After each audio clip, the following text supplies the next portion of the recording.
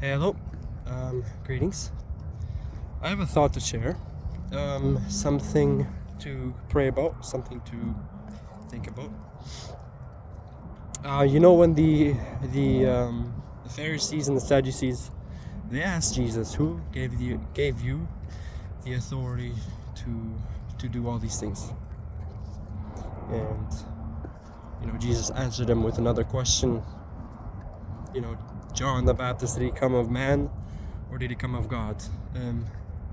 I was just thinking, like for me, if someone would ask me what is my authority, like, am I someone that has been laid hands on to do certain ministry work or certain things where it's like sometimes we understand you can't do something until you are chosen or called for it, and it's like understanding, well, how do I know if I'm called? How do I know if I'm doing God's will? It's like, what do I do to get there and to understand that, to know God's will, like for my life and what I should do.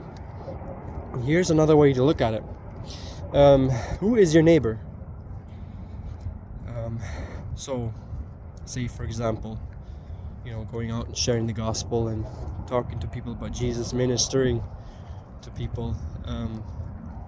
You could say sometimes it's like you're out in the streets, you could be ministering to people from like lots of different places, and it's like, well, this is not your jurisdiction, go somewhere else. Well, the question is, who is your neighbor? Who is my neighbor? The one that I'm talking to, the one that's in front of me, the one that needs help. And sometimes we can get political. You think it's about which jurisdiction we should be in, and like stick to our own lanes. There's obviously truth in everything, like in that, holding a balance between like an extreme right and an extreme left. But again, who is your neighbor? Who is my neighbor?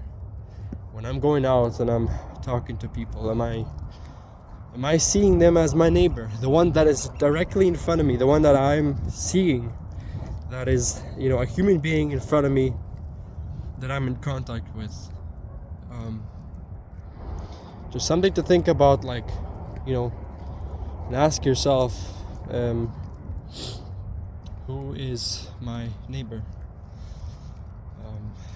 Yeah. Think about it, pray about it. I know for me, I am. And everyone I reach to, everyone I talk to, I consider my neighbor. It doesn't matter if you're from one group or another group, or from one clan or sect, you could say, or whatever you call it, one group of people and one kind of nationality to a different kind of nationality.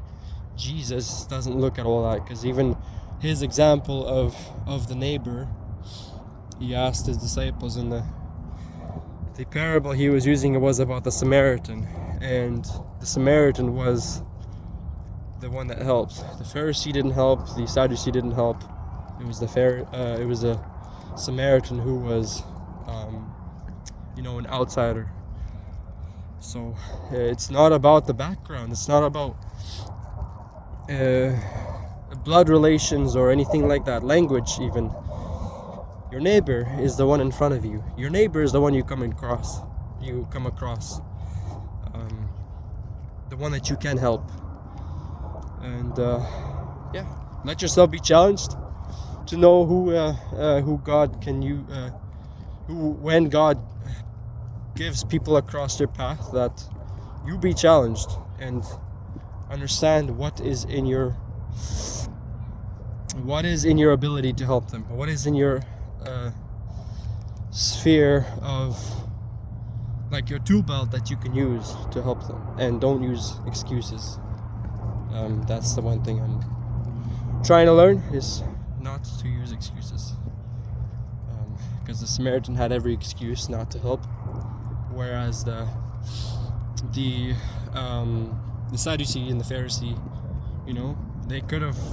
they're the teachers, they're the ones at the top, they're the ones that are supposed to be showing with representation, with being a proper representative, and they're in the seats of power, they probably had more abilities to help that man than the Samaritan did. But the Samaritan, not looking at any of that, he sees this man as his neighbor and goes out of his way to help him.